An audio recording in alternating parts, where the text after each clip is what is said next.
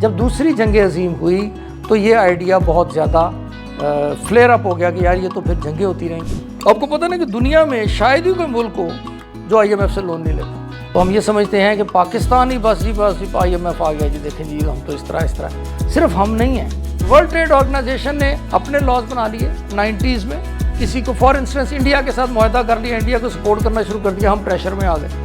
तो human rights के चक्कर में बहुत सारे मुल्कों को रगड़ देते हैं। सद्दाम हुसैन कहता रहा कि जी मेरे पास कोई एटॉमिक बम नहीं है। उन्होंने कहा नहीं, तुम्हारे उधर छुपे हुए नीचे। लंबा चौड़ा एक्शन हुआ, उसमें बहुत सारी INGOs को बैन किया गया और अब वो बहुत थोड़ी यहाँ पे रह गई हैं जो इंटरनेशनल INGOs काम करती हैं। आज का हमारा जो लेक्चर है that is regarding global governance. ठीक है, ग्लोबल गवर्नेंस के बारे में anybody having any idea what is global governance? Okay, ये तो अच्छी बात है कि आपको नहीं पता होता तो फिर पढ़ाने का फ़ायदा क्या होता। एक छोटी सी स्टोरी है, मैं वो सुना दूंगा पहले आपको। उसमें ये होगा कि वो जो काफ़ी सारा पार्ट है वो पहला हमारा निकल जाएगा, बिकॉज ये लेक्चर बेसिकली एटलीस्ट 2.5 आवर का है, but today we are having only 1 hour at our disposal. तो हम उसको जल्दी से पहला पार्ट जो है निकालने की कोशिश करता हूँ मैं। ठीक है, स्टोरी ये है कि यूरोप जो है, यूरोप में समझ लें मिडिल एजेस में जो स्टेट्स थी सारी, वहाँ की रियासतें जो थी, वहाँ पे मैक्सिमम जो थी वो क्या थी, वहाँ पे मोड ऑफ गवर्नमेंट क्या था, बादशाहतें थी। ठीक है, बादशाहतें थी, तो वो बादशाहतें आपस में they used to fight with each other. उसमें बड़ी मशहूर है एक 100 years वॉर, जिसमें कहते हैं कि 100 साल आपस में लड़ते रहे। फिर then there was 30 years war. तो यूरोप की मुख्तलिफ रियासतें जो हैं वो तकरीबन 30 साल तक आपस में लड़ती रहीं। तो फिर उन्होंने एक कन्वेंशन किया, लोग बैठे और उन्होंने कहा कि यार इन लड़ाइयों का कोई हल होना चाहिए। तो 1643 में एक एग्रीमेंट हुआ जिसको कहते हैं एग्रीमेंट ऑफ वेस्टफेलिया। ठीक है, Westphalia was the name of the place where that agreement और दैट कन्वेंशन वाज हेल्ड। तो वो जो वेस्टफेलियन एग्रीमेंट है उसके नतीजे में क्या डिसाइड किया गया, उसके नतीजे में डिसाइड ये किया गया कि जो एक जैसे लोग एक ही जोग्राफ़ी के अंडर रह रहे हैं, एक ही जोग्राफ़ी के साथ रह रहे हैं, उनको सॉवरन स्टेट्स का दर्जा दे दिया जाएगा। यानी कि उनको इंडिपेंडेंट रियासतों के जो राइट्स हैं वो दे दिए जाएंगे, ताकि एक रियासत दूसरे की सॉवरेंटी में, उनकी इंडिपेंडेंस में इंटरफेयर ना कर सके, ताकि जंगें ना हों। तो उन्होंने कहा जी ये एरिया है, इसमें जर्मनी के लोग जर्मन सारे रह रहे हैं, एक ही लैंग्वेज बोलते हैं, एक जैसे लोग हैं, तो ये जर्मनी हो गया, ये फ्रांस हो गया, ये इस तरह नेशन स्टेट का आइडिया जो है वो डेवलप हो गया। यानी हर नेशन की अपनी एक स्टेट होगी। ठीक है, तो ये जो हम आज देखते हैं कि मुख्तलिफ ममालिक हैं, ये बेसिकली उस नेशन स्टेट के बाद से वो बने और उनके अपने राइट्स बता दिए गए, उनकी सॉवरेंटी बता दी गई कि ये सोवरन है, अपने मामलात के खुद ज़िम्मेदार हैं। तो इसलिए एक रियासत दूसरे पर हमला ना करे ताकि लड़ाइयाँ कम हो। हुआ क्या, वो 1643 में जो मुआहदा हुआ वो चलता रहा, लेकिन जंगें बंद ना हुई और होते होते फर्स्ट वर्ल्ड वॉर आ गई। फर्स्ट वर्ल्ड वॉर कब हुई? 1914 में। 1914 में वर्ल्ड वॉर 1 शुरू हो गई। अब वो जब पूरी वर्ल्ड वॉर 1 हो गई तो उन्होंने देखा कि यार वो जो वेस्टफेलिया में हमने बनाया था, एक एग्रीमेंट किया था कि ये नहीं होगा, तो ये तो मसले का हल ना हुआ। तो उसके बाद जो अमेरिका का प्रेसिडेंट था उसका नाम था Woodrow Wilson. He was a professor by profession, और वो पढ़ाता था, टीचर था, पढ़ा लिखा बंदा था समझ लें। तो उसने आइडिया दिया, उसने अपने 14 पॉइंट्स दिए, जिस तरह कायदे ने हमारे 14 पॉइंट्स दिए थे, उसने अपने 14 पॉइंट्स दिए। और उसके अंडर उसने ये कहा कि एक ऐसी लीग ऑफ नेशंस होनी चाहिए जो पूरी दुनिया के ऊपर बैठ जाए, ताकि कोई स्टेट आपस में कॉन्फ्लिक्ट हो तो उनको ख़त्म किया जा सके और जंगें ना हों। तो लीग ऑफ नेशंस बन गई। लेकिन उसकी अमेजिंगली ये हुआ कि लीग ऑफ नेशंस बनने के बाद अमेरिका के अंदर ही उस प्रेसिडेंट के अगेंस्ट ही बिल पास हो गया और अमेरिकन सेनेटर्स ने उसको ही लीग ऑफ नेशंस को ज्वाइन करने की इजाज़त ना दी। यानी अमेरिका के प्रेसिडेंट ने इनिशिएट किया और वो खुद ही ज्वाइन ना कर सका। तो उससे क्या हुआ कि लीग ऑफ नेशन का जो सबसे बड़ा समझ ले मेंबर था उसने ज्वाइन ना किया, तो लीग ऑफ नेशन नाकाम हो गई। वो कुछ अर्सा चली, फिर ख़त्म हो गई और फिर वर्ल्ड वॉर 2 हो गई। जब दूसरी जंग अजीम हुई तो ये आइडिया बहुत ज़्यादा फ्लेयर अप हो गया कि यार ये तो फिर जंगें होती रहेंगी, लोग मरते रहेंगे, और करोड़ों की तादाद में लोग मरते थे जंगों में, जो बड़ी जंगें हुई दोनों। तो उन्होंने कहा कि फिर यूनाइटेड नेशंस बना ली जाए।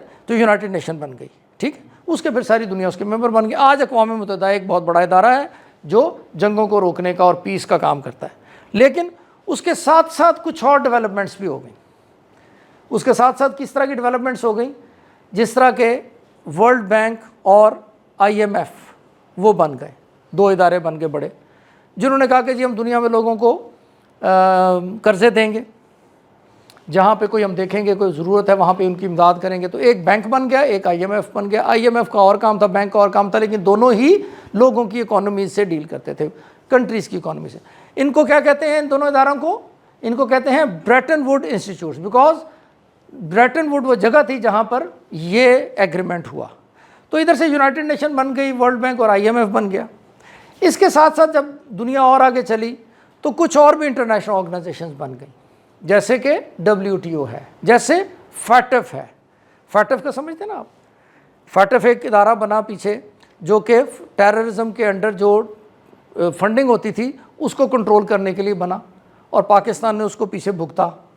पाकिस्तान को उन्होंने कहा कि जी आपके कंट्री से ये टेररिज्म फंडिंग हो रही है, तो पाकिस्तान को वो सारे सिस्टम अपने बैंकिंग के ये करके, और वो उसके कुछ 36 पॉइंट थे, उनको पूरा करना पड़ा, और 5 साल लग गए। इकॉनमी हमारी बिल्कुल वर्ज ऑफ क्लैप्स पे आ गई FATF को डील करते करते।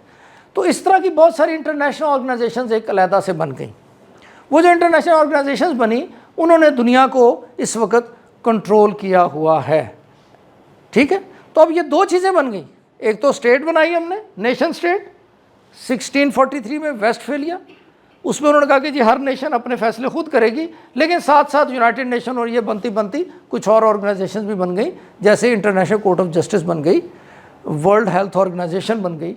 तो इस तरह की वो चीज़ें बन गई जिन्होंने फिर नेशन को भी कंट्रोल करना शुरू कर दी। यानी एक तरफ स्टेट है, स्टेट की एक लीडरशिप है, वो कोई फैसले करती है।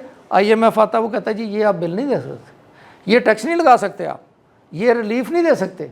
तो एक पैरेलल गवर्नमेंट बन गई। ये जो पैरेलल गवर्नमेंट्स बनी, पैरेलल समझ लें जो अथॉरिटीज़ बन गई दुनिया में जो इस वक्त स्टेट्स को कंट्रोल कर रही हैं, इस कॉन्सेप्ट को हम ग्लोबल गवर्नेंस कहते हैं। वो international organisations, those who even can bypass the authority of the states. Alright, ये है बेसिक आइडिया।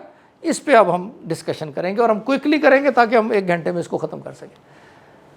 ग्लोबल गवर्नेंस का सबसे पहले what is global governance, context और इसका कॉन्सेप्ट क्या है, और फिर थोड़ा सा वेस्टर्न स्टेट्स और role of the international organisations, और पाकिस्तान में जो ग्लोबल गवर्नेंस का थोड़ा सा वो भी किसी ना किसी तरह हम डिस्कस करेंगे।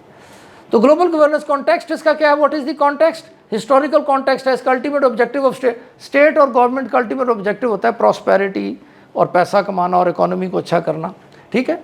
लेकिन वो इस तरह नहीं हुआ, पॉलिटिकल अपहीवल्स ये वो, इससे प्रॉब्लम्स होती रहीं। तो उससे क्या हुआ, 3 ऐसे बंदे हैं, जो 3 ऐसे लोग हैं, फिलोसोफर्स हैं, राइटर्स हैं, ऑथर्स हैं, जिन्होंने ग्लोबल गवर्नेंस की बात पहले से ही शुरू कर दी। बना तो अब आके, शुरू तो अब हुआ, लेकिन उसने 1265 में फ्लोरेंस में, इटली में, डांटे जो है, ही इज़ अ फिलोसोफर, उसने ऑन वर्ल्ड गवर्नमेंट लिखना शुरू कर दिया कि दुनिया की एक गवर्नमेंट होनी चाहिए। इसी तरह एक बड़ा मशहूर बंदा है रूसो, जो ये जो है ना, जिसकी तस्वीर है, प्रोजेक्ट ऑफ परपेचुअल पीस। उसने लिखा कि परपेचुअल पीस, परपेचुअल कैसे हो सकता है, हमेशा पीस ही रहे, कैसे हो सकता है। तो उसने एक आइडिया दिया। इसी तरह इमैनुअल कांट जो है, ये बहुत ही फेमस जो है ना फिलोसोफर है, इसने ही proposed a federation of nations, उसने उस वक्त प्रपोज कर दी। और इससे आगे चलते हुए 1920 में लीग ऑफ नेशंस बनी, जो मैंने आपको बताया कि लीग ऑफ नेशंस बनी वर्ल्ड वॉर 1 के बाद, लेकिन वो नाकाम हो गई। और 1945 में फिर यूनाइटेड नेशन बन गई, ठीक है। यूनाइटेड नेशन के अपने ऑब्जेक्टिव्स थे, जिसमें था कि जी पूरे इंटरनेशनली पीस कायम किया जाए, और उसके अंदर कुछ फ्लॉज भी थे शुरू से यूनाइटेड नेशन। उसमें यह था कि the principle of 1 country 1 vote था in the general assembly, and the veto power, veto power उन्होंने दे दी 5 मुल्कों को यूनाइटेड नेशन में। आज क्या होता है, गाज़ा में अगर बहुत धमाधम वो बॉम्बिंग करी जा रहे हैं, पूरी दुनिया उसके खिलाफ है, लेकिन वो अमेरिका वीटो कर देता, तो you can not do anything. तो यूनाइटेड नेशन की अथॉरिटी भी चैलेंज हो चुकी है आज, ठीक है।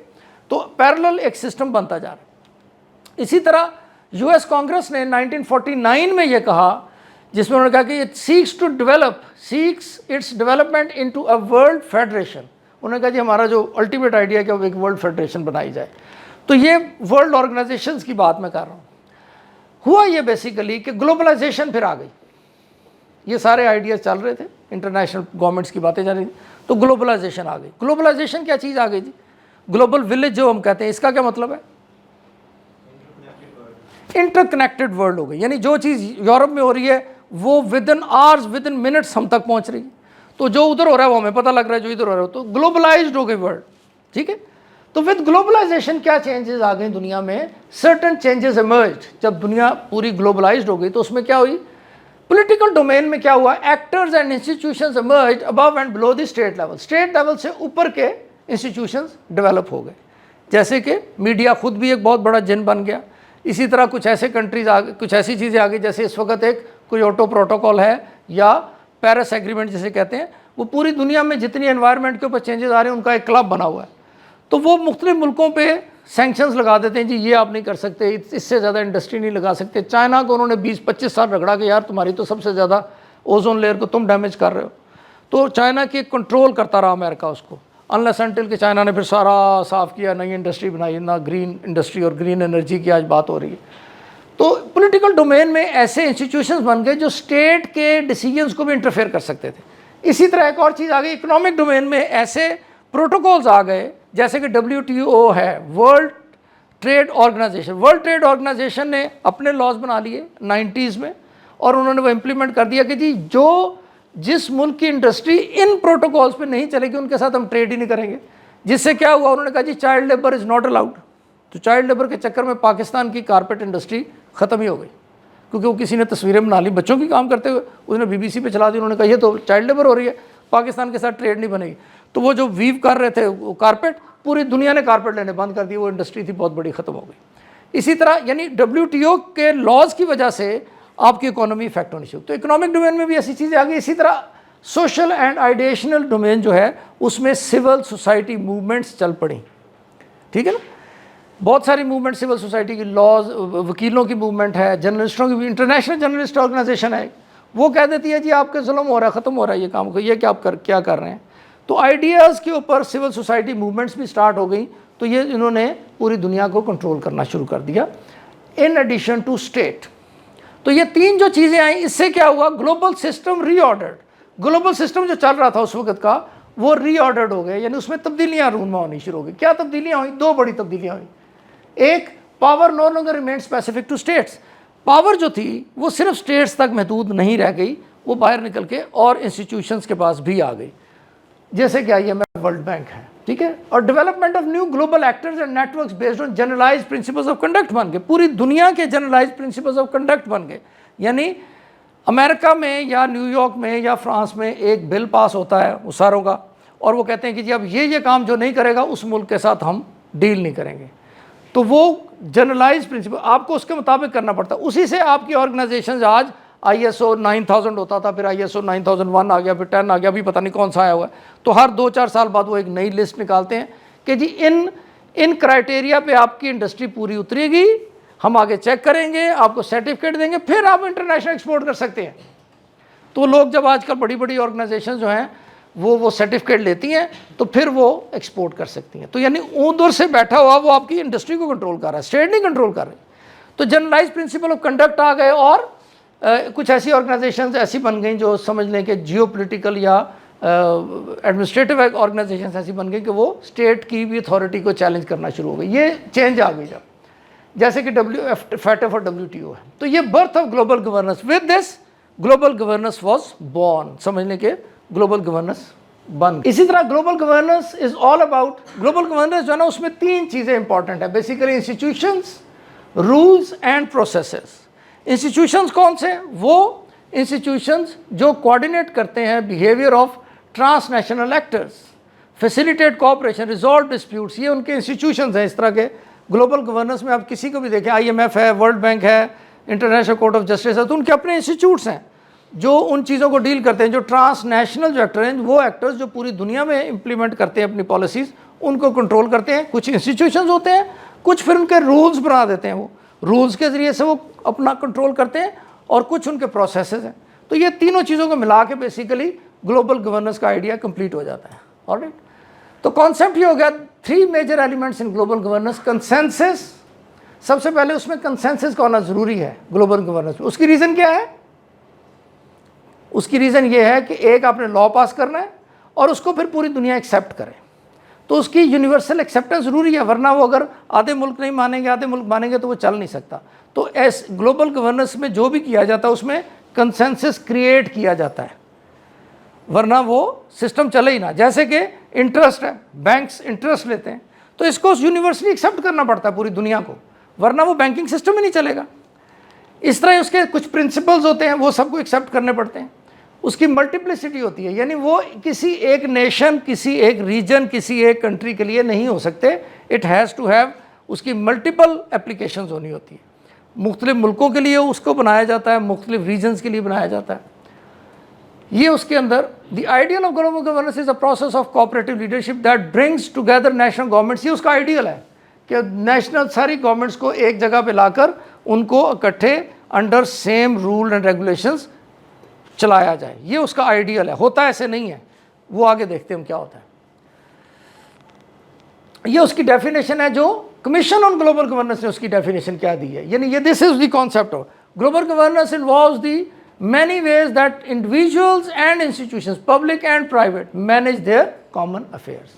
Institutions कौन से, public और private both, और individual और institution सारे, वो हर किस्म का बंदा, हर किस्म का इंस्टीट्यूशन, पब्लिक प्राइवेट, सबको मिला के वो कहता है जी ग्लोबल गवर्नेंस है, अगर वो इकट्ठे चलें तो। इसी तरह global governance is governance without government. ये बहुत खूबसूरत डेफिनेशन है कि उसमें गवर्नेंस तो है, गवर्नमेंट नहीं है, या गवर्नमेंट है गवर्नेंस नहीं है। अब वेस्टर्न पावर्स जो हैं वो इसमें क्या रोल किस तरह प्ले करती हैं ग्लोबल गवर्नेंस में। क्रिटिसिज्म ये है कि western powers face criticism for allegedly exploiting global governance structures to advance their own interest. कहा यह जाता है कि जो वेस्टर्न पावर्स हैं वो लोग ग्लोबल गवर्नेंस के इंस्टीट्यूट्स को अपनी फेवर में इस्तेमाल करते हैं। ये ठीक है या गलत है? ठीक है। किस तरह ठीक है बताएं? Basically, if the US is understanding that China is progressing further, he will put sanctions on that country. ठीक है, सैंक्शंस किस तरह लगाएगा वो? यूएस तो नहीं लगाएगा ना, नहीं, टैरिफ तो गवर्नमेंट स्पेसिफिक हो गया ना, जो यूएस लगा रहा है।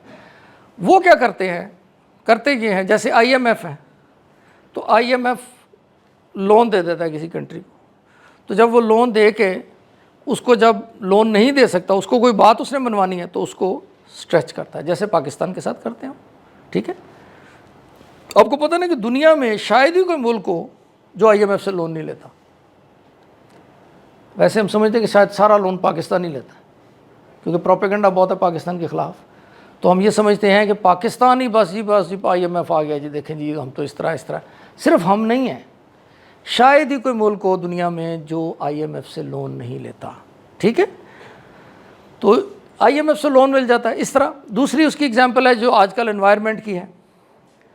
एनवायरनमेंट के लॉज हैं, आप उससे आगे पीछे नहीं जा सकते, उसके ज़रिए से वो कंट्रोल करके, कहते ये हैं, जो बिलीव ये किया जाता है कि वो अपनी मर्ज़ी के मुताबिक उसको मनूवर करते हैं। ठीक है, जैसे डेमोक्रेसी की वैल्यूज़ है अपनी, तो वो कहते हैं जी ये कंट्री जो है ना, जिस तरह इराक़ पे उन्होंने हमला कर दिया, अमेरिका ने इराक़ पे अटैक कर दिया, बिकॉज वो कहते थे ये डिक्टेटर है। तो बाकी जितने कंट्रीज़ हैं जहाँ पे बादशाह हैं, जहाँ पे एक्चुअली डिक्लेयर्ड बादशाह हैं, उनके साथ they are dealing with it.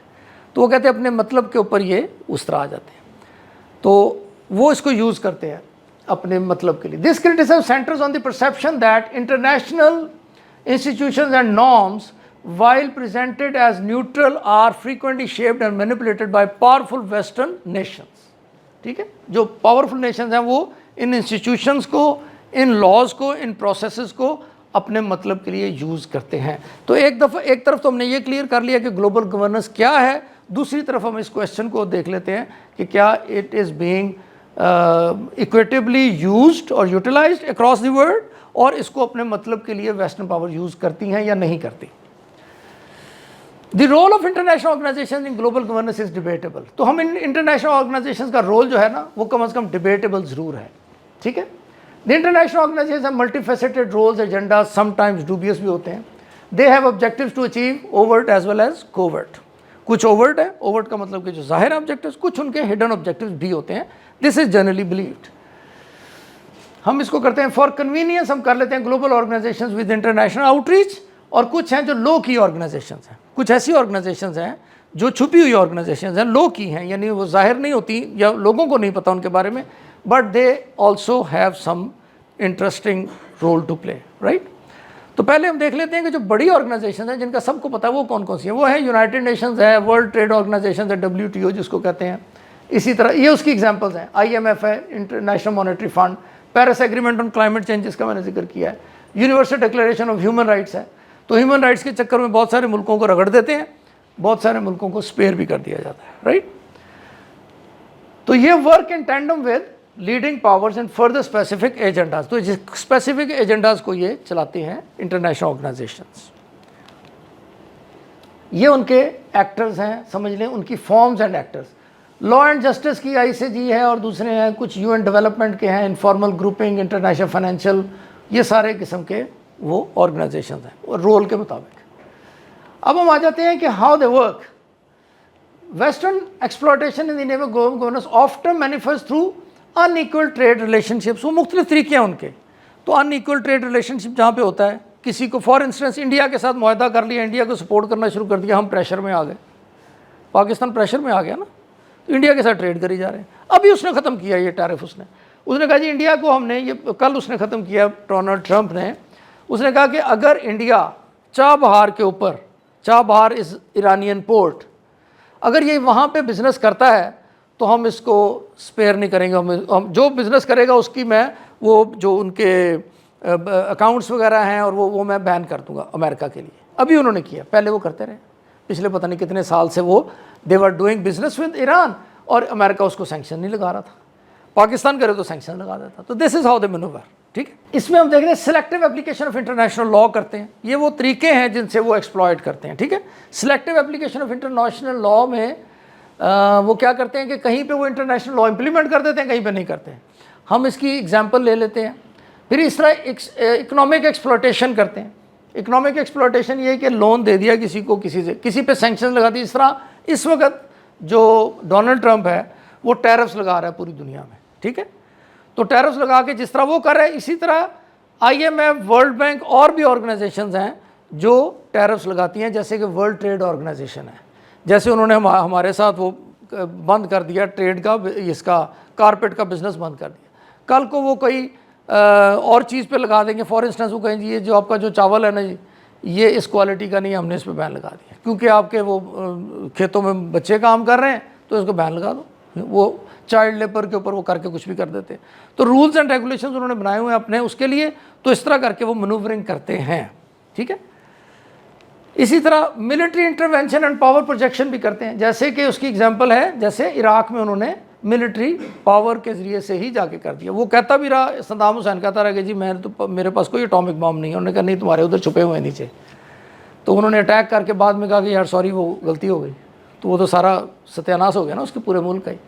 The use of military force and interventions policies by western powers. इसी तरह आइडियोलॉजिकल इन्फ्लुएंस भी करते हैं। आइडियोलॉजिकल इन्फ्लुएंस क्या है? The promotion of western values and political system through global governance mechanism is also criticised as a form of cultural imperialism. तो वो कहते हैं जी जहाँ पे डेमोक्रेसी, जहाँ पर वेस्टर्न वैल्यूज़ की बात नहीं करते, तो वहाँ पर वो प्रेशराइज़ करते हैं, उसको प्रेशराइज़ करते हैं, उनके साथ उनके ऊपर सैंक्शंस लगा देते हैं या उनके ऊपर अटैक कर देते हैं, मुख्तलिफ तरीके से करते हैं। Lack of accountability and representation है। ग्लोबल गवर्नेंस स्ट्रक्चर जो है उनके ऊपर अकाउंटेबिलिटी कोई नहीं है क्योंकि वो खुद ग्लोबल है। जैसे IMF की अकाउंटेबिलिटी कौन करेगा कि IMF कोई किसी पे जो सैंक्शंस लगा रहा है या IMF किसी के साथ जो डील कर रहा है ये फेयरली कर रहा है कि नहीं कर रहा, इसकी कोई इसके ऊपर अथॉरिटी नहीं है, तो उनकी फिर अकाउंटेबिलिटी नहीं है। इसी तरह erosion of national sovereignty, the increasing influence of international institutions and norms can be perceived as a challenge to national sovereignty. वो डेफिनेटली है कि जी आपने एक लॉ पास करना चाहते हैं, हम एक बजट पास करना चाहते हैं, हम कर नहीं सकते। हम कहते हैं यार IMF से पहले पूछ लो। वो कहता नहीं मैंने तुम्हें लोन दिया हुआ है, तुम ये रिलीफ नहीं दे सकते, ये वेवर नहीं दे सकते, पेट्रोल की कीमत नहीं बढ़ा सकते, डॉलर जो है इसको तुम ओपन मार्केट के मुताबिक करो। बेशक वो प्रिंसिपली ठीक बात हो, लेकिन एक हमारी अपनी पॉलिसी है ना, हम बनाना चाहते हैं, हम नहीं बना सकते। तो ये this is interference into the state sovereignty, जो पहले नहीं होती थी। इसी तरह परपेचुएशन ऑफ इनइक्वालिटी, उससे ये क्रिटिसिज्म है कि उससे ये हो रहा है कि जो मुल्क तरक्की करके ऊपर आ सकता है उसको ये ऊपर आने नहीं देते। वो देखते हैं यार ऊपर नीचे आ रहा है ज़्यादा, तो इसको तरीके से मुख्तलिफ तरीक़ों से उसको उसकी जगह पे रखते हैं। जैसे कि अमेरिका ने जितना भी अमेरिकन कॉन्टिनेंट के अंदर कंट्रीज़ हैं उनको तरक्की नहीं करने देता। जैसे कि कौन कौन से कंट्रीज़ हैं वहाँ पे, फॉर एग्जांपल अमेरिका है ना, यूनाइटेड स्टेट्स ऑफ अमेरिका, उसके इर्द गिर्द कंट्रीज़ हैं जो अमेरिकन कॉन्टिनेंट है। अमेरिका एक पूरा कॉन्टिनेंट है ना। मैक्सिको है, कैलिफोर्निया तो स्टेट है बेटा यूनाइटेड स्टेट्स की। कैलिफोर्निया बोला था ना, कर दी मैंने, जाना उधर पता लगे आज़ाद ही हो गया वो। और कौन सी है, और बहुत सारे हैं। फुटबॉल की गेम में बताए, अर्जेंटीना, ठीक है, ब्राज़ील और अमेरिकन कॉन्टिनेंट में नहीं है, इधर है। और बहुत सारे हैं, निकारागुआ और ये वो नहीं, स्पेन तो बेटा यूरोप में है।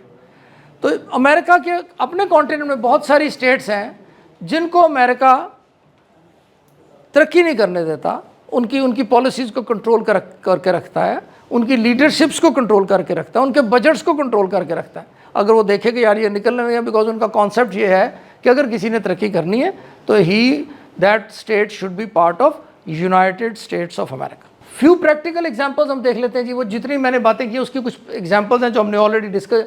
Unequal trade relationship, colonialism. पुरानी एग्जांपल क्या है, कॉलोनियलिज्म जैसे होता था, जैसे कॉलोनी, जैसे पाकिस्तान और इंडिया ये सारी ब्रिटिश कॉलोनी थी, तो उसका क्या होता था, टैक्स उधर से लग के आता था। वो उधर से कहते थे जी सिगरेट पे टैक्स लगा दो, टी पे टैक्स लगा दो, वो टैक्स हैवी भी कर देते थे। दैट इज़ एक्सप्लॉयटेशन, ठीक है। ये उसकी एग्जांपल है एक्सप्लॉयटेशन की। अमेरिका, आपको पता ना, अमेरिका जो था वो किसी वक्त, जो पूरी ये यूनाइटेड स्टेट्स ऑफ अमेरिका है, ये एक वक्त में कॉलोनीज़ थी इंग्लैंड की। ये आपको आइडिया है? ये 13 कॉलोनीज़ होती थी, 13 स्टेट्स थी छोटी छोटी, और वो सारी की सारी अमेरिका के अंडर थी जब वो आज़ाद हुई। तो एक वक्त में यह आया कि उन्होंने टैक्सेशन इतनी हैवी की, तो उन्होंने कहा यार हम नहीं मानते तुम्हें, चलो किस बात का बादशाह, उन्होंने ख़त्म कर दिया, दे गॉट इंडिपेंडेंस। तो इसी तरह अनइक्वल ट्रेड रिलेशंस हैं। कंटेम्प्रेरी एग्जांपल्स इसमें हैं, इसमें कंटेम्प्रेरी एग्जांपल्स हैं WTO जो ऑलरेडी हमने डिस्कस किया, जो आजकल की एग्जाम्पल। इसी तरह स्ट्रक्चरल एडजस्टमेंट प्रोग्राम है, IMF, और इसकी एग्जांपल है। इसी तरह influence in international institutions, dominance of western powers क्या है, जैसे कि UN सिक्योरिटी काउंसिल है और वो वीटो पावर है, that is the example of this. इसी तरह मिलिट्री इंटरवेंशन, इराक में जो अटैक किया था, समझ लें। कल्चरल हेजमनी और उसकी बहुत dominance of western media, popular culture. तो आप वेस्टर्न मीडिया को और पॉपुलर कल्चर को यहाँ पे आप आज बंद नहीं कर सकते। जैसे हमने, अगर आप टिकटॉक आज बंद कर दें या आप यूट्यूब बंद कर दें तो वेस्टर्न पूरे के पूरे प्रेशर आ जाएगा, आप वो कहेंगे इसको खोलो। तो ये उनकी कल्चरल डोमिनेंस, कल्चरल इंटरवेंशन है। इसी तरह कुछ लो की ऑर्गेनाइजेशंस हैं, वो ऐसी ऑर्गेनाइजेशंस हैं जो इन इंटरनेशनल ऑर्गेनाइजेशंस को सपोर्ट रोल में करती हैं, ठीक है, लेकिन वो इतनी ज़्यादा जाहिर नहीं है, छुपी हुई है, समझ लें, लो की उसको कह सकते हैं आप। उनका ये है कि वो साइज़ में छोटी है लेकिन वो बड़ा इंपॉर्टेंट काम कर रहे हैं। हम उनको देखते हैं वो कौन कौन से हैं। जैसे ब्लैक वाटर एक बड़ी मशहूर ऑर्गेनाइजेशन है, आपको पता है, एक सिक्योरिटी ऑर्गेनाइजेशन थी ब्लैक वाटर। अब तो ये ख़त्म हो गई है ये, क्योंकि थोड़ा सा पुराना है, तो उसमें वो एग्जाम्पल है। तो ब्लैक वाटर किसी वक्त में वो कहते थे अमेरिकन CIA और इनके लिए काम करती थी। तो वो बहुत सारा डेटा इकट्ठा करके तो वो इनके एजेंडाज को पूरा करने का काम करते। इसी तरह एक ऑर्गेनाइजेशन है the city UK through out the Brexit. आपको पता है कि ब्रिटेन और यूरोप के दरमियान एक नेगोशिएशंस हो रही थी, तो उसकी सारी नेगोशिएशंस में ब्रेक्जिट, इस ऑर्गेनाइजेशन ने ब्रिटेन को और इनको हेल्प करने में, इंफॉर्मेशन देने में बहुत किरदार अदा किया। तो अभी ये उस इंटरनेशनल एजेंडे को ही सपोर्ट कर रहे हैं जो कि यूरोपियन एजेंडा है। अदरवाइज़ ये इसका वो काम नहीं है। अदरवाइज़ ये ओवरटली ये फाइनेंशियल लॉबिस्ट है, समझ लें, लॉबिंग करके देते हैं। इसी तरह ब्लैक क्यूब एक है, एक इजरायली प्राइवेट इंटेलिजेंस एजेंसी है, works for different entities on dubious agendas. तो ये इंटेलिजेंस एजेंसी इंफॉर्मेशन इकट्ठी करके तो मुख्तलिफ मुल्कों को ये बेचते हैं। तो ये इनको यूज़ करती हैं, ये जो बड़ी बड़ी ऑर्गेनाइजेशंस हैं, IMF, वर्ल्ड बैंक वगैरह, वो इनको यूज़ करती हैं। फॉर इंस्टेंस अगर उन्होंने पाकिस्तान की हम एग्जांपल ले लें, पाकिस्तान से अगर उनको कोई डेटा चाहिए तो इस तरह की किसी ऑर्गेनाइजेशन को लगाते हैं और वो अपने तरीके से फिर इंफॉर्मेशन कलेक्ट करके वो दे देते हैं, ठीक है। इसी तरह क्रॉल एक है, US based intelligence agency used by governments and corporation to help gain and leverage hidden information. कोई ऐसी इन्फॉर्मेशन चाहिए उनको तो इस तरह की ऑर्गेनाइजेशन उनके एजेंडाज को फॉलो करते हुए उनको प्रोवाइड करती हैं इन्फॉर्मेशन। इसी तरह डार्क मैटर है, ये यूएई बेस्ड ये ऑर्गेनाइजेशन है और involve in offensive cyber security, ठीक है, staffed by ex NSA employees under investigation for espionage involvement in the. Jamal Khashoggi एक बंदा था जो कि सऊदी अरब की गवर्नमेंट और उनकी रॉयल फैमिली के अगेंस्ट था, जिसको टर्की में उन्होंने मार दिया। आपको पता है इस बात का? He was killed by the people of जिन्होंने सऊदी अरब के वो अगेंस्ट बातें शातें करता था।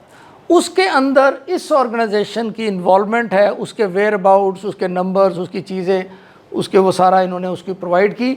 Now they are under arrest in UAE। तो UAE वाले इस पे इन्वेस्टिगेशन कर रहे हैं कि इन्होंने वो इन्फॉर्मेशन कैसे दी और ये किस एजेंडे के तहत काम कर रहे थे। इसी तरह NGO ग्रुप है कि Israeli firm which has developed software Pegasus. Pegasus एक सॉफ्टवेयर डेवलप किया था इस ऑर्गेनाइजेशन ने, अब तो खैर उससे नया वर्जन आ गया तो अब इसको डिक्लेयर कर दिया उन्होंने। वो पेगासस जो है वो पूरी दुनिया के एयरपोर्ट्स पे लग गया था और वो ये जो फेशियल रिकग्निशन है वो बेसिकली पेगासस सिस्टम था जो करता था। जो एयरपोर्ट पे वो देखते थे फेस और उसको मिलाते थे, उसकी सारी हिस्ट्री आ जाती थी बाहर। तो ये इस तरह की ऑर्गेनाइजेशंस हैं जो प्राइवेट ऑर्गेनाइजेशंस हैं but they work for international organisations जो वेस्टर्न एजेंडाज पे काम करती हैं। अब पाकिस्तान में भी ये गेम चलती रही, ठीक है। पाकिस्तान में क्या हुआ, फॉर इंस्टेंस हम देखते हैं कि पाकिस्तान में क्या हुआ। Pakistan has been target of international organisation since long. Pakistan में INGO इंटरनेशनल NGOs जो हैं उन्होंने बहुत सारा काम किया। वो काम क्या किया उन्होंने NGOs के नाम पे मुख्तलिफ जगह पर फंडिंग और ये वो करते रहे। उसमें उन एरियाज़ में जो पाकिस्तान का सेंसिटिव एरिया था, जहाँ पे पाकिस्तान के सेंसिटिव समझ लें कुछ इंस्टीट्यूशंस जो थे वो काम कर रहे थे related to nuclear, related to other things, तो उनके बारे में इंफॉर्मेशन वो निकाल के तो वो पहुँचाते रहे in the garb of international NGOs। उसमें से कुछ पकड़े गए, उसके ऊपर फिर बाद में एक्शन भी हुआ, वो डिक्लेयर्ड चीज़ है। After 1990 there were dramatic increase. 1990 के बाद एकदम INGO बहुत इंक्रीज़ हो गई यहाँ पे पाकिस्तान में, फॉरेन डोनर्स भी आ गए। This sensitive information was then passed on to the countries who had hidden agendas against Pakistan, ठीक है।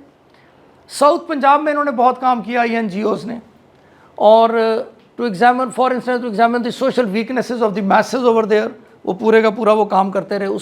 इन चीज़ों के प्रूफ्स मौजूद हैं, ये डिक्लेयर्ड चीज़ें हैं, कोई हिडन चीज़ें नहीं है। रिलीजियस टेंडेंसीज, एथनिक और ये सारा कुछ ये वहाँ से इकट्ठा करते रहे। उसकी हम एग्जांपल देते हैं। एक यूनिसेफ और वर्ल्ड हेल्थ ऑर्गेनाइजेशन जो है collected sensitive information about religious entities infrastructure in the garb of polio eradication programme. Polio eradication programme के चक्कर में वहाँ से उन्होंने बहुत सारी इन्फॉर्मेशन जो थी वो कलेक्ट की और पास ऑन करते रहे। That was shared with USAID के साथ। फिर USIP एक इंस्टीट्यूशन है that conducted poll overtly aiming at building positive image of police. उन्होंने पॉजिटिव इमेज ऑफ पुलिस के लिए कंडक्ट किया, लेकिन वहाँ पे जो इन्फॉर्मेशन उन्होंने गैदर की दैट वाज सेंसिटिव इन्फॉर्मेशन, और वो उन्होंने फिर पास ऑन की। इसी तरह एक institute for public opinion research था, दे आल्सो कलेक्टेड। डेरा गाजी खान में उन्होंने, जो कि प्रोहिबिटेड एरिया था, वहाँ पे न्यूक्लियर इंस्टॉलेशंस की कुछ सेटअप्स लगे हुए थे, उनके बारे में इंफॉर्मेशन करके ये पास ऑन करते रहे। फिर डेवलपमेंट ऑल्टरनेटिव इनकॉर्पोरेटेड, फिर इंटरनेशनल रिसोर्स ग्रुप एक था, ये US बेस्ड एक ग्रुप था। अब ये एक ऑर्गेनाइजेशन है जो ऑक्सफैम, दैट वाज बैंड इन पाकिस्तान, जो अभी SOPs बनी है वो बहुत स्ट्रिक्ट हो चुकी हैं अब। 2011 में सेव द चिल्ड्रन एक INGO थी, was found link to a Pakistani doctor Shakil, जिसने उसामा बिन लादेन के बारे में इंफॉर्मेशन दी और पाकिस्तान में फिर पकड़ा गया। who helped in the hunt of that led to the killing of OBL. During investigation, अब ये उसकी डिक्लेयर्ड चीज़ है, डॉक्टर शकील ने ये बताया कि he had been introduced to the CIA by a senior Save the Children official. ये जो Save the Children NGO था, इसका एक ऑफिशियल था, उसने डॉक्टर शकील को उससे मिलवाया, जिससे ये INGOs के अगेंस्ट फिर इन्वेस्टिगेशन शुरू हुई और ये सारा कुछ चेंजेस। इसी तरह 2015 में इंडिया ने भी फोर्ड फाउंडेशन को वॉच लिस्ट पे रखा, और ग्रीन पीस जो कि बिल गेट्स की ऑर्गेनाइजेशन है उसको बैन किया on the basis of the same allegation कि they were collecting information against India within that. So सिर्फ पाकिस्तान ने ये नहीं किया, इंडिया ने भी ऐसा किया। They also banned foreign funding for health foundation, a group backed by the Bill and Melinda Gates. In 2017 Pakistan banned a number of I, और 2017 में फिर एक बहुत लंबा चौड़ा एक्शन हुआ, उसमें बहुत सारी INGOs को बैन किया गया। They went back to their countries, और अब वो बहुत थोड़ी यहाँ पे रह गई हैं जो इंटरनेशनल INGOs काम करती हैं, और डॉक्यूमेंटेशन अब बहुत सख्त हो चुकी है। तो ये एक एग्जांपल है कि जो इंटरनेशनल ऑर्गेनाइजेशंस हैं, how they work to achieve their objectives. ये तो एक बिल्कुल एक क्रूड हमने एग्जांपल उसकी देख ली ना। बाकी जो ओवर्ट हैं जैसे कि IMF, वर्ल्ड बैंक और ये तो अपना मनूवरिंग करते हैं, लेकिन these international organisations goes to the level of collecting secret information within the countries also, और वो फिर उसके मुताबिक काम करके फिर उसको अपने एजेंडाज को वो फॉलो करवाते हैं या फोर्स करते हैं कंट्रीज़ को। That is all for today.